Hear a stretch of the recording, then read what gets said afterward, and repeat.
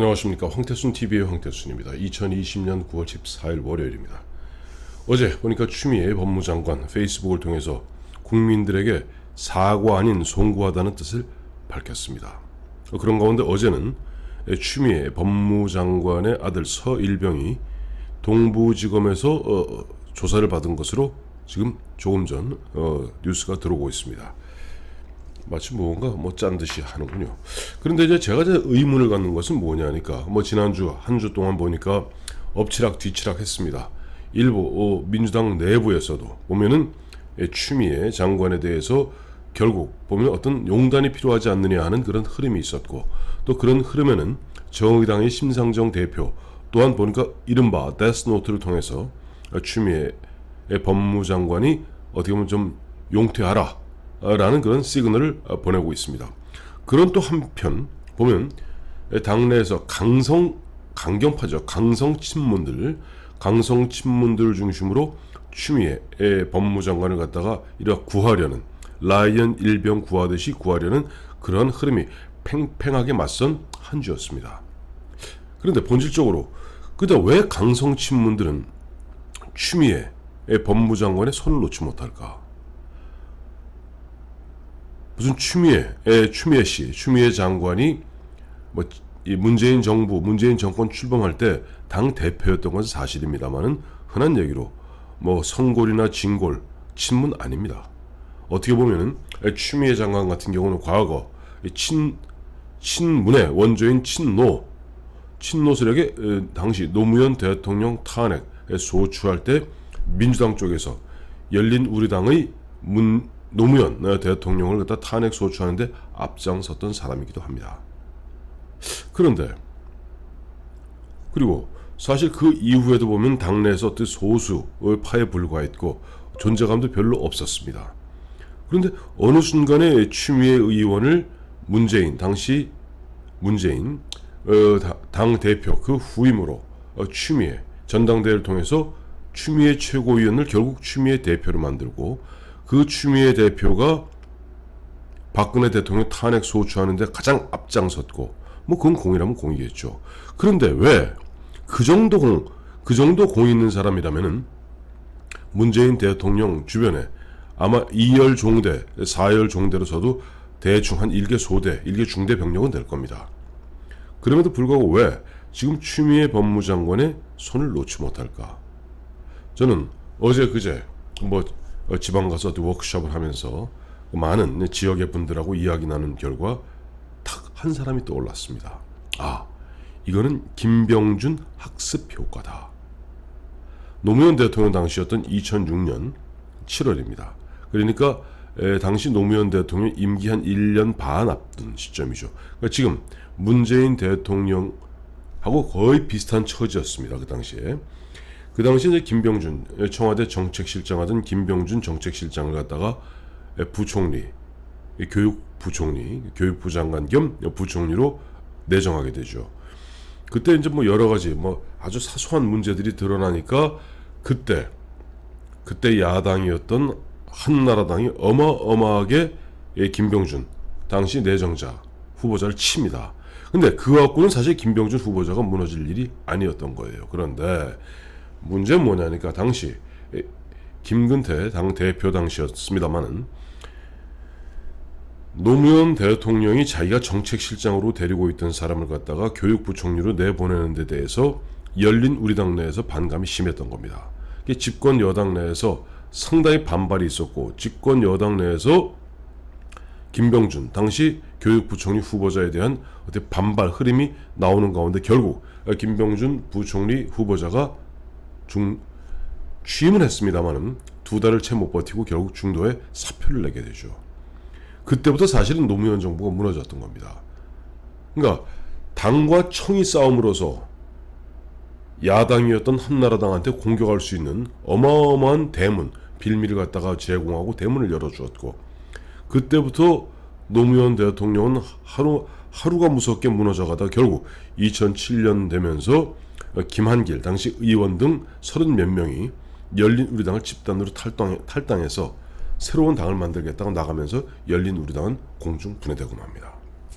마찬가지입니다. 지금 문재인 대통령 갖다가 좀 이른바 옹립하고, 문재인 대통령은 어떻게 도구에 불과한 것이죠. 그들에게는 문재인 대통령 이후 이른바 이기 좌파 정부를 갖다 만들려는, 현재는 친문이라는 그런 어떤 명찰을 단 그들에게 지금 자칫 당과 청와대가 부닥쳐서 균열, 파열음을 내게 되면은 추미애의 문제가 아니라 자칫 잘못하면은 무너질 수 있고, 과거 노무현 대통령이 결국 정권을 잃고 극단적 선택으로 치달을 수밖에 없었던 그런 일이 다시 벌어질 수 있다는 어마어마한 트라우마에 이들은 시달리고 있는 겁니다. 그렇기 때문에 지금 보니까 당내 강경파들이 아마 그와 같은 흐름을 주도하는 것 같습니다. 마침 보니까 보면 아주 강성 친문이죠. 황희 의원 같은 경우는 아예 보면 실정법을 위반해 가면서까지 이른바 그 당시 당직 사병의 그 실명을 공개했습니다. 그리고 이제 보면 TV조선이 먼저 공개했으니까라고 변명을 하고 있습니다만은, 지금 황희 의원 같은 경우는 딱 떨어지는 실정법 위반입니다. 그래서 황희 씨가 당직 사병의 실명을 까다 보니까 젊은이들을 갖다 중심으로 해서 내가 당직병이다, 미투죠. 일종의 미투 운동이 벌어지고 있습니다. 또 지금 사실상 민주당의 당 대표는 이낙연 대표입니다만은, 이낙연 대표보다 더 센 사실 상황이 있습니다. 누구냐? 이해찬 전 대표입니다. 이해찬 전 대표의 최측근인 김경협 의원은 아주 한술 더 떠서 그 당직 사병이 거짓말을 하는데 배우가 있는 것 같다, 배우가 있다. 그러니까 당직 사병이 거짓말하고 있다는 식으로 그걸 기정사실화, 그걸 전제로 하면서 그 뒤에 마치 문재인 정부, 문재인 정권을 허물어뜨리려는 보수 우파의 음모가 있었다는 음모설을 퍼뜨리고 있습니다. 한마디로 추미애 법무장관식으로 이야기하자면 소설들 쓰고 앉아 계십니다. 또 있어요. 지금 보면 지난주까지만 해도 사실 보면 추미애 법무장관의 어떻게 보면 퇴진과 아니면 지켜야 된다는 추미애 일병 구하기, 아니면 추미애 일병 여기서 정리하기, 토사구팽하기, 이 힘이 팽팽했습니다만은 주말을 지나면서 보면 라이언 일병 구하기 쪽에 힘이 더 세진 것 같습니다. 이낙연 대표죠. 지금 아직 검찰 수사, 어제 이제 보면은 9개월 만에 아마 첫 조사를 갖다 아들을 불러서 조사한 것 같습니다. 동부지검에서.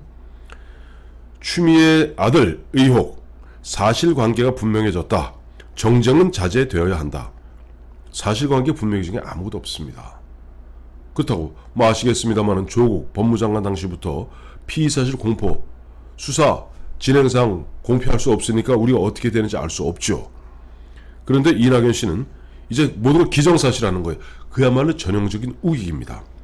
추미애 장관 아들 의혹, 사실관계 분명해졌으니 정쟁을 자제해야 된다.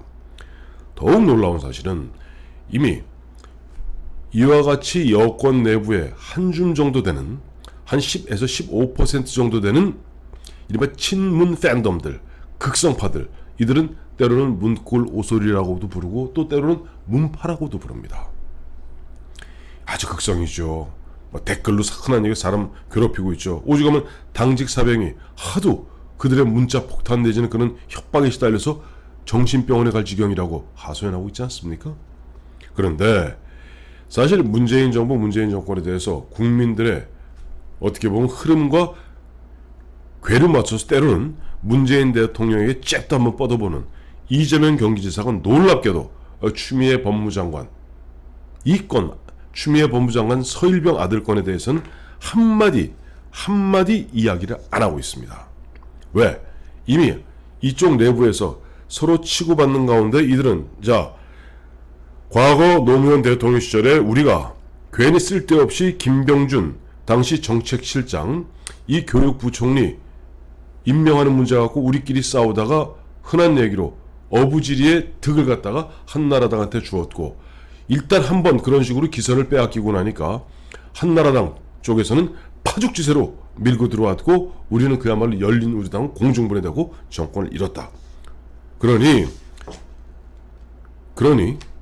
김대중 대통령 아들인 김홍걸이는 쫓아버려도 된다. 지금 좀 김홍걸 의원 좀 쫓아버릴 기사지 않습니까? 최근에 그 뭐 여러 가지 재산 문제 신고 관계, 또 이상직 이스타항공 사주였던 이상직 위원, 이 두 사람, 이상직 위원 같은 경우 굉장히 이 돈이 많기 때문에 그동안 대선 등등에서 적지 않은 기여를 한 사람입니다. 그럼에도 불구하고 김홍걸, 이상직은 쫓아버리는 한이 있더라도, 내쫓아 축당시키는 한이 있더라도 추미애 이 문제 잘못 건드렸다가는 우리가 자칫 과거 노무현 꼴난다 라고 생각하는 것 같습니다. 그래서 뭐 일단 그렇게 마음 먹은 바에야 뭐 어떡하겠습니까? 그렇게 가야지. 이미 어제 앞서도 말씀드렸습니다만, 어제 추미애 아들 서일병이 동부지검 나가서 조사받는 그 순간 추미애 씨는 페이스북에다가 이른바 국민들에게 송구하다는 그 장황한 글을 썼는데, 요지는 간단하게 이겁니다.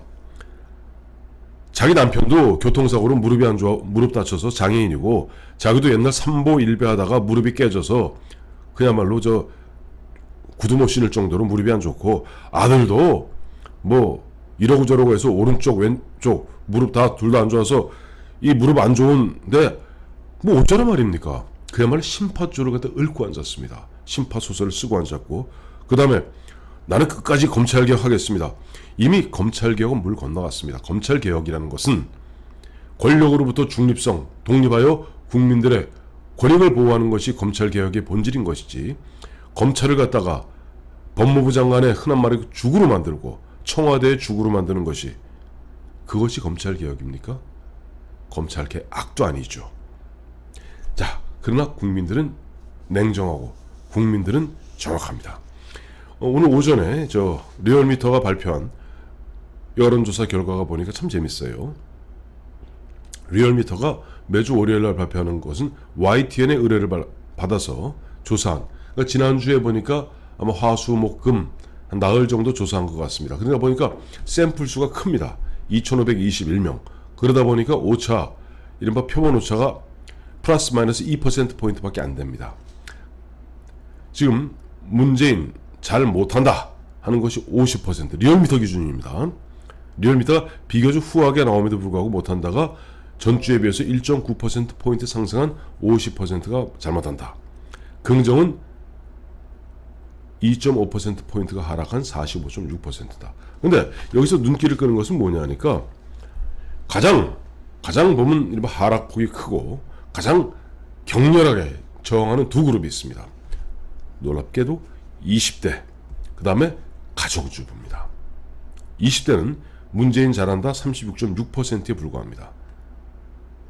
가정주부 대부분 보면은 자식을 군대 보냈거나, 자식을 군대 보낼 것이거나, 아니면 자식을 갖다가 군대 보내봤거나, 뭐 이런 그 어머니의 마음, 즉 추미애가 지금 보면 심파초로 떠들고 있는 그런 부분에 대해서 아주 냉소적으로 바라보는 가정주부들, 지난주에 비해서 9.8%가 하락해서 39.5%입니다.